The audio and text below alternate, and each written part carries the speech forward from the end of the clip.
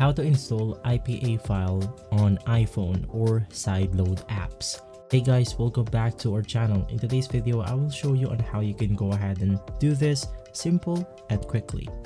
Now, you want to head over to your browser right here.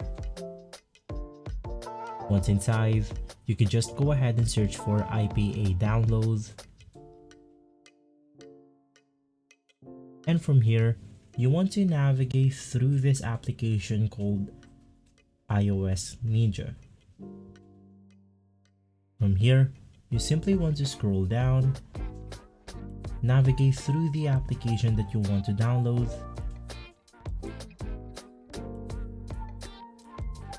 and from here, you can then go ahead and scroll down once more, click on the download IPA file, and it will take us to this page right here, where we can then go ahead and completely download and install the application.